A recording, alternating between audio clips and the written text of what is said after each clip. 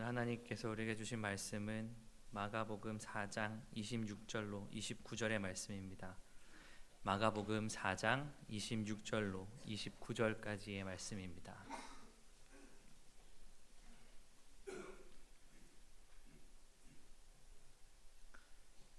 마가복음 4장 26절로 29절의 말씀 함께 합독하도록 하겠습니다. 또 이르시되 하나님의 나라는 사람이 씨를 땅에 뿌림과 같으니 그가 밤낮 자고 깨고 하는 중에 씨가 나서 자라되 어떻게 그리 되는지를 알지 못하느니라. 땅이 스스로 열매를 맺되 처음에는 싹이요 다음에는 이삭이요 그 다음에는 이삭의 충실한 곡식이라. 열매가 익으면 곧 낫을 대나니 이는 추수 때가 이르렀음이라. 아멘. 앞뒤에 성도님들과 함께 이렇게 인사합시다. 잘 되고 있습니다. 기도하면 됩니다. 하나님이 하십니다. 이제 외울 만한 정도로 많이 했던 것 같습니다. 그렇지만 한 번 더 하겠습니다. 잘 되고 있습니다.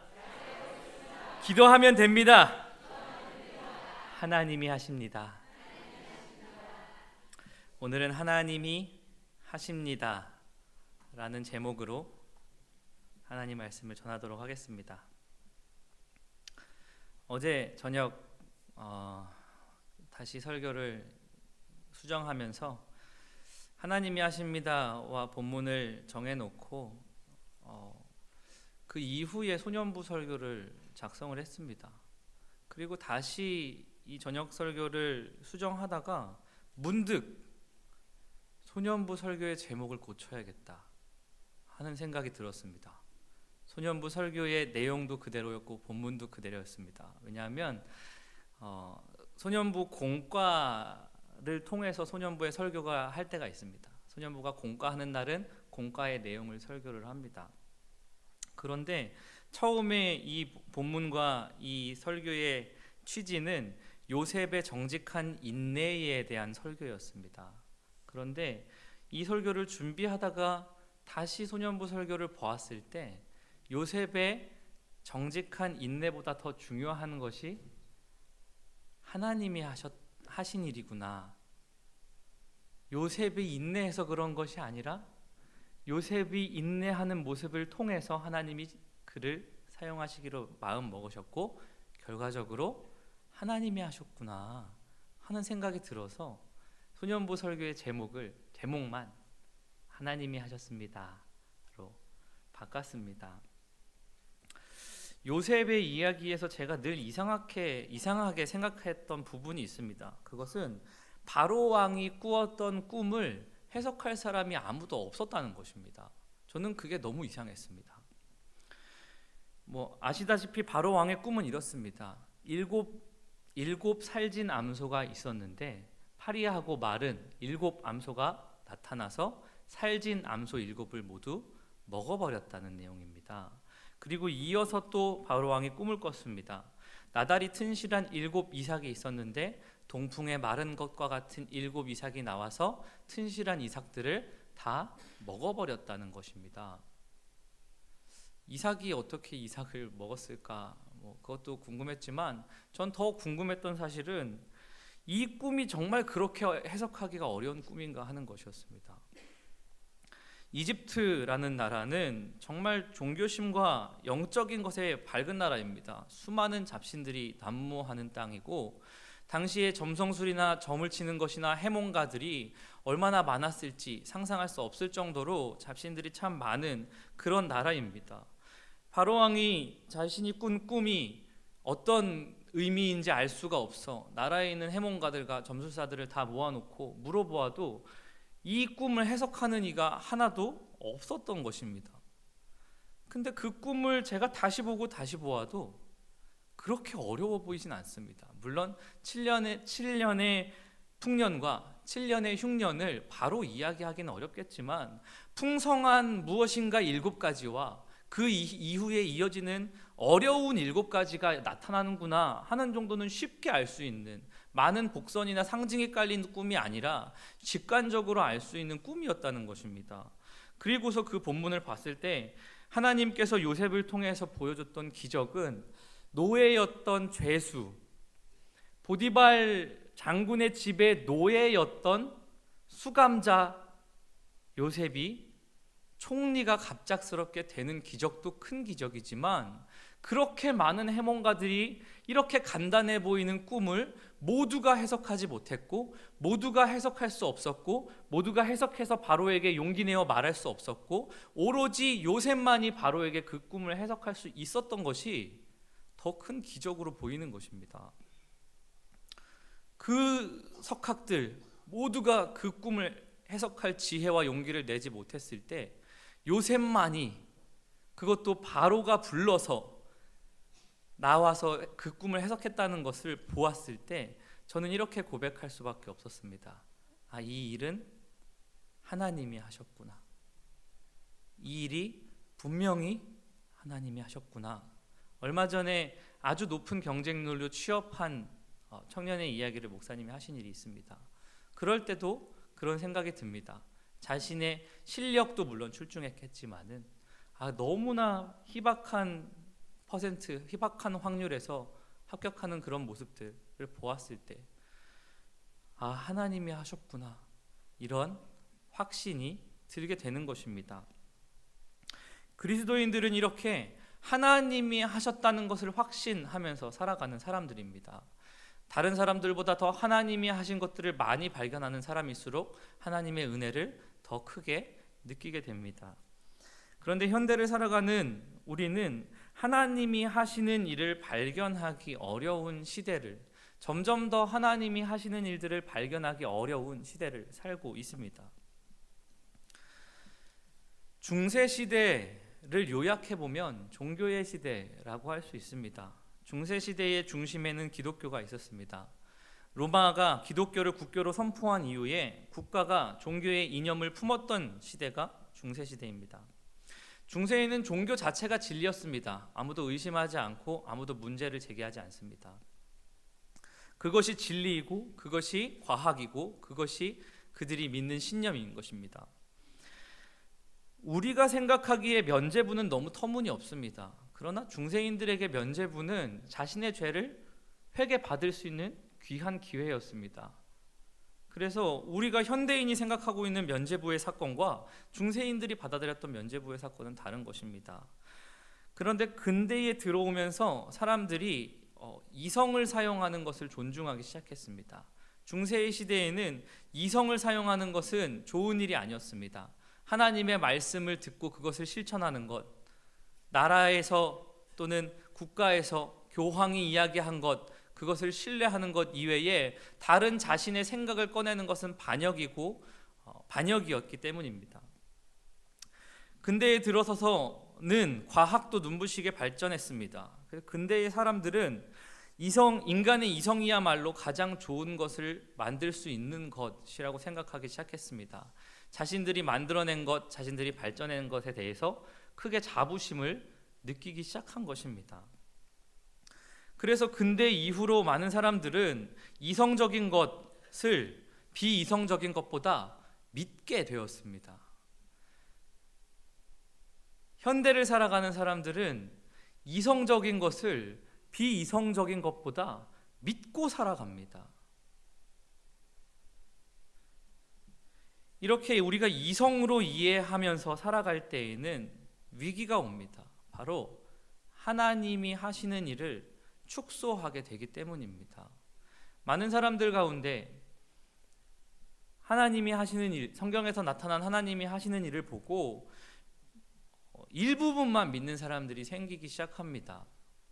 이것은 도저히 말이 안 되는 일이니 배제하고, 아니면 과학적으로 증명해보고, 이것은 확실히 믿을 수 있는 아주 명확한 논리니까 이것은 믿자. 취사 선택해서 하나님의 하시는 모든 일들, 하나님께서는 그 이성을 다 뛰어넘으실 분이라는 그것들을 방해하며 이성을 더 믿기 시작한 것입니다. 사람들은 종교보다 과학을 믿고 부적보다 의학을 믿게 되었습니다. 신학교에 가보면 교수님들이 그런 말을 합니다. 목사의 말이 물리학자의 말보다 믿음직할 자신이 있느냐고. 목사의 말로 사람들에게 의사의 말보다 믿음직하게 만들 수 있겠느냐고. 그 말에는 뼈가 있었습니다. 현대를 살아가는 사람들이 실제로 믿고 있는 바는 매우 이성적인 것, 매우 논리적인 것이기 때문입니다. 오늘 본문은 예수님께서 하나님 나라를 설명하시는 말씀입니다. 오늘 이 본문은 제가 야외 예배 때 사실은 잘 쓰는 본문이기도 합니다. 그래서 소년부 선생님들이 계시다면 이 비슷한 논지의 말을 들어본 적이 있었을 것입니다. 하나님의 나라는 사람이 땅에 씨를 뿌림과 같다. 그가 밤낮 자고 깨고 하는 중에 땅이 스스로 열매를 맺되 처음에는 싹이요 다음에는 이삭이요 그 다음에는 이삭에 충실한 곡식이라 열매가 익으면 곧 낫을 대나니 이는 추수할 때가 이르렀음이라. 예수님의 이 말씀을 잘 살펴보면 사람이 하는 일이 매우 적습니다. 그리고 사람은 다만 씨를 심었고 땅이 그 씨에서 생명을 잉태하고 있다는 것을 보여줍니다. 그런데 이 말씀을 만약에 농부가 읽는다 한다면 이 말씀에 이의를 제기할지도 모르겠습니다. 만약 농부에게 가서 질문을 한다고 생각을 해봅시다. 저 논에 있는 풍성한 벼들을 누가 키웠소? 라고 질문을 한다면 10중 8구 농부는 이렇게 대답할 것입니다. 내가 키운 벼들입니다. 참 튼실하게 잘 컸지요? 라고 대답하겠지요. 아마 그가 그 모든 농작물을 키웠다는 것을 농부는 전혀 의심하지 않고 있을 것입니다. 누군가가 물어봐도 내가 키웠소 라고 이야기하겠지요. 그도 그럴 것이 농부는 모내기 하기 전부터 논을 갈아엎으면서 준비를 했을 것입니다. 날씨가 따뜻해지면서 모판에 모를 틔우고 논에 물을 대면서 준비를 했을 것입니다. 모내기를 하고 그 모가 자라나면 쭉정이들을 제거했을 것입니다. 매일같이 나가서 수확의 때까지 하루도 거르지 않고 열심히 그것들을 길렀을 것입니다. 그리고 농부의 수고와 사랑이 이루어낸 것들을 자랑스럽게 여기며 그렇게 이야기하는 것입니다. 이것들은 다 내가 키웠습니다. 그런데 사실 농부는 그 작물이 그렇게 크게 되기까지 한 일이 없습니다. 열심히 노력했지만 그 씨앗에서 그 작물이 크게 만드는 일에는 조금도 일조하지 못한 것입니다. 씨앗은 하나님의 법칙에 따라 땅속에서 어떤 습도와 온도를 만나면 싹을 냅니다. 왜 그렇게 되는지 알 수가 없습니다. 인간은 다만 그 씨앗을 어느 정도 온도에 어느 계절에 땅속에 넣어두면 싹이 트더라 하는 것을 경험으로 알 뿐입니다. 그 싹이 반드시 그 줄기를 내고 그 줄기에선 반드시 그 알곡이 난다는 경험에 의해서 하나님이 주신 피조물을 활용하는 것입니다. 농부는 그 씨앗에서 싹을 틔울 능력이 없습니다. 사실 이 본문의 말씀은 예수님께서 하신 말씀인데 이 말의 논리도 조금 맞지 않습니다. 하나님의 나라를 설명하고 있는 장면이라고 보기에는 이 말을 이해하기가 난해합니다. 하나님의 나라는 사람이 씨를 땅에 뿌림과 같다.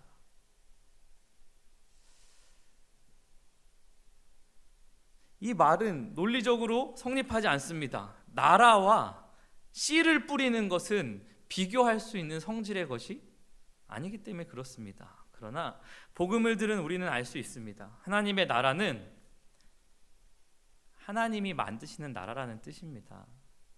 농부는 알지 못해도 씨앗을 뿌리고 순종할 때에 하나님은 그곳에서 생명을 만드신다는 이야기입니다. 우리가 씨를 뿌리는 정도의 간단한 수고로도 그 법칙에 따라 하나님의 나라에 들어갈 수 있다는 것입니다. 우리가 무슨 성분으로 무슨 원리로 싹이 트는지, 뿌리에 어떤 영양소와 물이 어떤 비율로 들어가서 어떤 성분으로 변화되어 어떻게 성장하는지 그 모든 신비를 알 필요가 없고 그 모든 신비는 알 수도 없는 것입니다. 이렇게 하나님께서는 생명의 일을 놀랍게 만들어 놓으셨는데 우리는 가장 완전한 존재이신 하나님을 잘 믿기 어려워하는 경우가 많습니다.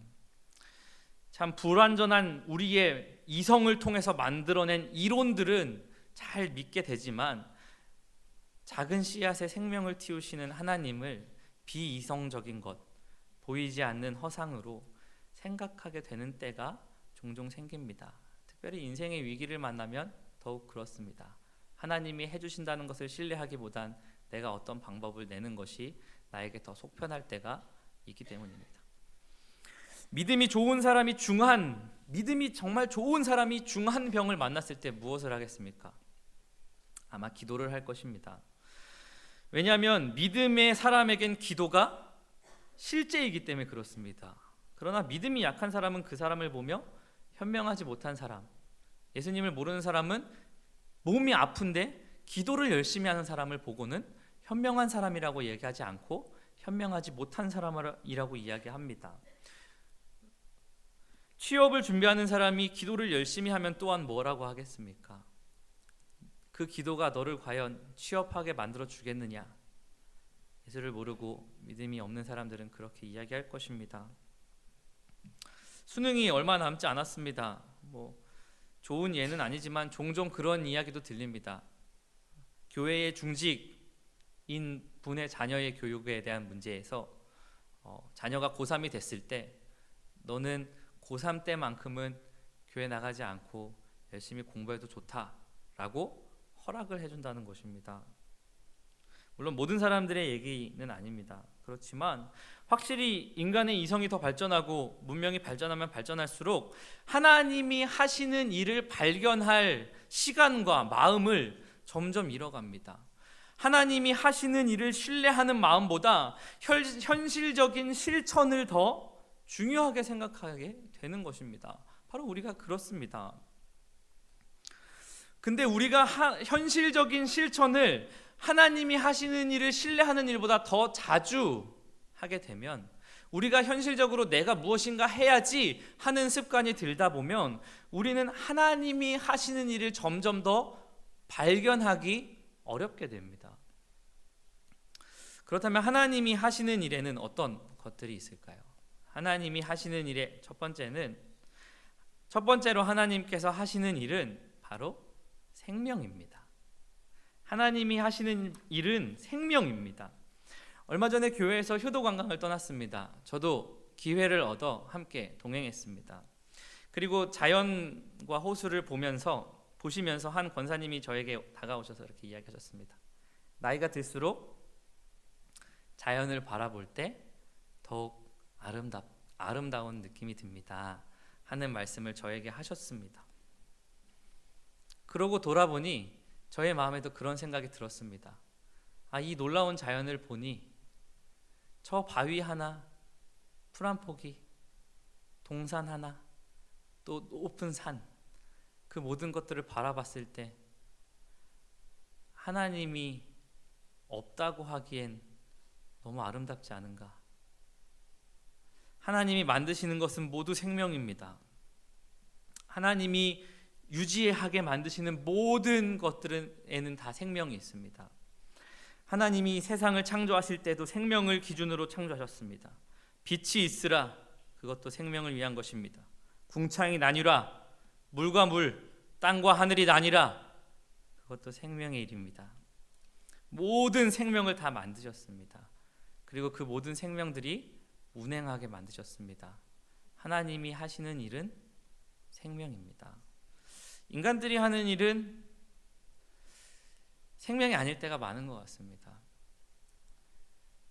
제가 어떤 장면을 보고 참 황량하거나 마음이 쓸쓸해지는 어떤 장면이 있습니다. 그것은 어떤 건축물이 못 쓰게 되어서 폐허가 되었을 때 그것을 보면서 생명 없음을 가장 뚜렷하게 볼 수 있는 장면이라고 생각을 합니다. 인간이 만드는 것은 매우 화려한 것 같지만 사실은 그곳에 생명이 없습니다. 그러나 하나님이 하시는 일은 생명입니다. 둘째로 하나님이 하시는 일은 하나님의 나라를 만드시는 일입니다. 하나님은 하나님의 나라를 만드시는 그 경륜, 그 일을 성경 전체를 통해 보여주고 계십니다. 구약 성경에서 아브라함 한 사람을 통해서 이 땅에 만드시던 하나님의 나라가 보여집니다. 구약 성경 전체를 통과하는 커다란 줄기입니다. 그런데 이 땅에 아브라함을 통해서 만들었던 하나님의 나라 이스라엘은 그들이 하나님의 통치를 거부하는 것을 통해서 멸망하게 되었습니다. 그 이후로 하나님께서 하나님의 나라의 패러다임을 바꾸십니다. 바로 예수 그리스도를 통한 하나님의 나라를 만드시는 것입니다. 그리고 그 신약 성경은 끝난 것이 아니라 지금까지 진행되어 오고 있고 하나님의 나라는 놀랍게도 엄청나게 퍼져나갔습니다. 많은 사람들이 한국 안에 기독교가 참 어려워졌다라고 이야기하지만 제가 보기엔 하나님의 나라는 열심히 퍼져나가고 있는 것으로 보입니다. 하나님이 하시는 일은 하나님의 나라를 만드시는 일입니다. 마지막으로 하나님이 하시는 일은 사람을 통해서 하십니다. 저는 이것이 참 큰 은혜이고 하나님이 왜 사람에게 그렇게 큰 은혜를 주셨는지 알지 못할 정도로 감격하는 일 중에 하나입니다. 하나님의 통치를 하나님께서 위임하셨습니다. 인간을 하나님의 형상으로 지으신 것입니다. 그것은 우리의 모습이 하나님과 닮았다는 것이 아닙니다. 하나님의 다스림의 권한을 인간에게 위임해서 하나님의 다스림을 이 땅 가운데 실현하는 존재로, 하나님의 대리자로, 하나님의 다스림으로 이 땅을 다스리도록 이 땅에 보내신 것입니다. 그래서 하나님께서 성경을 통해 우리에게 보여주시는 것은 하나님은 반드시 사람을 통해서 일하시는 것입니다. 때로는 그 사실이 불편하게 보일 때도 있습니다. 하나님이 정권적으로 하시면 더 쉬우실 것 같은데 하나님이 사람을 참 사랑하시고 그 사람을 통해서 하나님의 일을 이루고자 하십니다. 아주 많은 이야기를 하는 것 같지만 사실은 오늘은 한마디만 하고 싶습니다. 모든 것을 하나님이 하십니다. 믿으시기 바랍니다. 여러분의 눈에 보이는 모든 것, 아주 작은 풀 한 포기, 우리는 지나다가 넘겨버리는 스쳐 지나가는 바람, 하늘의 새와 공중의 많은 공기들도 다 하나님이 하신 것입니다. 여러분에게 만나게 한 사람, 여러분이 건드릴 수 있는 많은 것들 다 하나님이 하셨습니다. 만약 하나님이 모든 것을 하신다는 것을 확인하고 싶으시다면 오늘 집에 돌아가는 길에 작은 화분과 씨앗 하나를 사시기 바랍니다. 그 화분에 씨앗을 심고 그 다음에 물을 주고 기다려 보시기 바랍니다. 그러면 하나님께서는 놀랍게도 아무것도 아닌 것 같은 이 콩알만한 씨앗에서 생명을 시작하십니다. 혹시 삶에 어렵고 복잡한 일 때문에 고민하고 계십니까? 우선은 기도하시기 바랍니다. 기도만 하고 그 일을 소홀히 하라는 것은 아닙니다. 다만 기도를 하시는 가운데 이것을 믿으시기 바랍니다. 반드시 하나님이 하십니다. 혹시 몸에 자녀들이 좋은 학교나 직장에 들어가지 못하고 있어서 고민하고 계시면, 그리고 하나님께 아무리 부르짖어도 하나님께서 응답하시지 않는 것 같은 마음이 답답하여도 여러분 믿으시기 바랍니다. 반드시 하나님이 하십니다. 몸에 병이 있으십니까? 기도하라는 말조차도 공허하게 들리십니까? 기도를 해주시고 또는 기도를 권하는 것이 저 사람이 나에게 참 할 말이 없어서 무책임하게 그냥 기도해보세요 라고 하는구나 라는 생각이 혹시 드십니까? 그렇지 않습니다. 기도가 유일한 대안이고 그것이 가장 확실한 방법입니다. 그걸 믿기 때문에 기도하겠습니다 혹은 기도해 보십시오 라고 이야기하게 되는 것입니다. 여러분, 의사가 병을 고칩니까? 물론 의사가 병을 고치는 일을 하지요. 그렇지만 의사는 하나님께서 몸이 치유되게 만들어 놓으시는 면역 체계를 이용해서 치료하는 것입니다.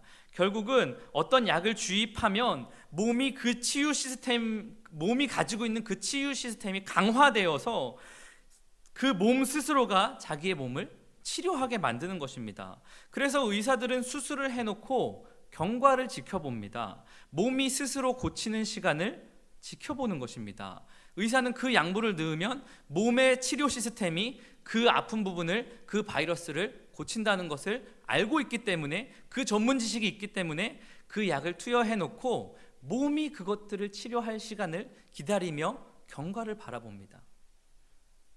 의사는 그 병 자체를 고칠 능력이 없습니다.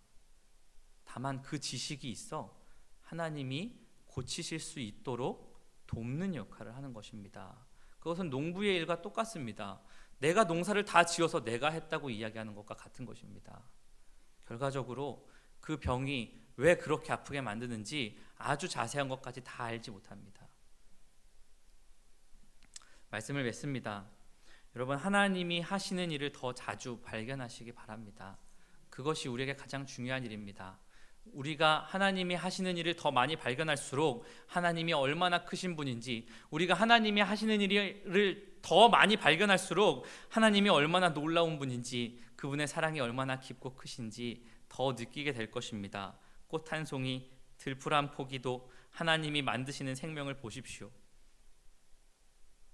때로는 내 마음을 좀 못살게 굴지만 아내와 남편을 통하여서 하나님이 하시는 일을 보시기 바랍니다.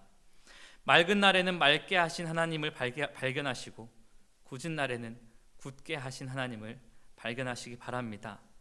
그렇게 하나님이 하시는 일을 더 많이 발견하게 되셔서 여러분들의 삶의 모든 시간에 아침에 눈을 뜨면서 하나님이 하십니다. 그리고 밤에 눈을 감으면서 하나님이 하십니다. 우리 송천교회 모든 성도님들이 하루의 시작과 끝에 이 모든 것은 하나님이 하십니다 라고 고백하는 우리 송천교회 성도님들이 되시기를 주님의 이름으로 축복합니다. 제가 시편 8편의 말씀을 선포하고 기도함으로 마무리하도록 하겠습니다. 여호와 우리 주여, 주의 이름이 온 땅에 어찌 그리 아름다운지요. 주의 영광이 하늘을 덮었나이다. 주의 대적으로 말미암아 어린아이들과 젖먹이들의 입으로 권능을 세우시며 이는 원수들과 보복자들을 잠잠하게 하려 하심이니이다. 주의 손가락으로 만드신 주의 하늘과 주께서 베풀어 주신 달과 별들을 내가 보오니 사람이 무엇이기에 주께서 그를 생각하시며 인자가 무엇이기에 주께서 그를 돌보시나이까. 그를 하나님보다 조금 못하게 하시고 영화와 존귀로 관을 씌우셨나이다. 주의 손으로 만드신 것을 다스리게 하시고 만물을 그의 발 아래 두셨으니 곧 모든 소와 양과 들짐승이며 공중의 새와 바다의 물고기와 바닷길에 다니는 것이니이다. 여호와 우리 주여, 주의 이름이 온 땅에 어찌 그리 아름다운지요. 함께 기도하겠습니다.